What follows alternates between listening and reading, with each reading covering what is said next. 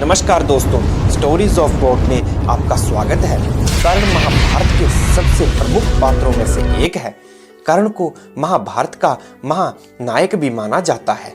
कर्ण महाभारत के सर्वश्रेष्ठ धनुर्धर थे। भगवान कृष्ण और भगवान परशुराम ने स्वयं कर्ण की श्रेष्ठता को स्वीकार किया था। कर्ण को एक आदर्श दानवीर माना जाता है क्योंकि कर्ण ने कभी भी किसी मांगने वाले को दान में कुछ भी देने से कभी भी मना नहीं किया, भले ही इसके परिणाम स्वरूप उसको अपने ही प्राण संकट में क्यों न आ जाएं। आज हम ऐसी ही कथा सुनाएंगे कि क्यों कर्ण को दानवीर कहते हैं। जब महाभारत का युद्ध चल रहा था तब कर्ण के रथ के पहिया धरती में फंस गया।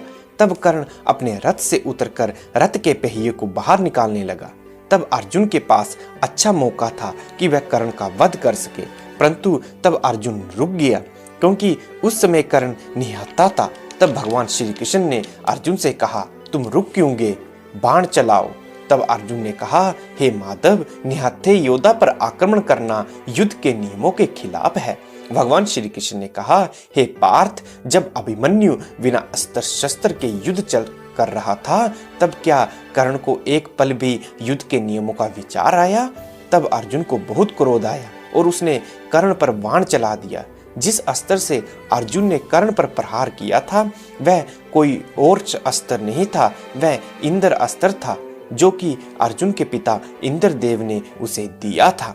जब कर्ण की अंतिम श्वास चल रही थी तब भगवान श्री कृष्ण एक ब्राह्मण का रूप धर के उसके पास गए और कहा, हे कर्ण, मैंने सुना है आप महादानी हैं और लोग आपको दानवीर कर्ण के नाम से भी पुकारते हैं। आप कभी भी दान देने से पीछे नहीं हटते। मैं निर्धन ब्राह्मण हूँ और आपसे दान मांगने आया हूँ। तब कर्ण ने कहा, हे ब्राह्मण देव, इस समय तो मेरे पास कुछ नहीं है जो आपको दे सकूं। मैं अपनी मृत्यु की प्रतीक्षा कर रहा हूं। ऐसे समय में मैं आपको कुछ नहीं दे सकता। ब्राह्मण ने कहा, मैंने सुना है आप किसी को खाली हाथ नहीं जाने देते हैं। तब कर्ण को अपने स्वर्ण दांत का याद आया। तब कर्ण ने पत्थर से अपने दांत को तोड़कर ब्राह्मण को दे दिया।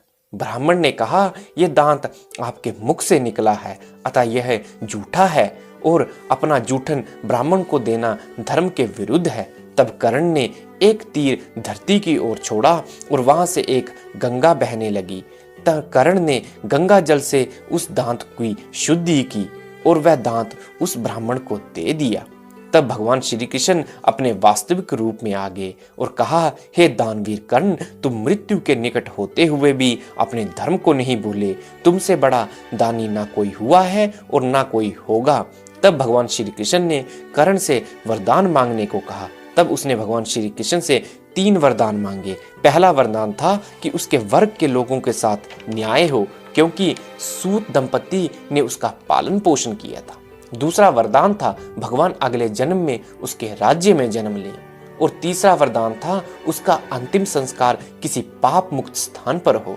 ये सुनकर भगवान दुविधा में फंस गए कि धरती में ऐसा कोई स्थान नहीं है जहाँ पे पाप ना हुआ हो।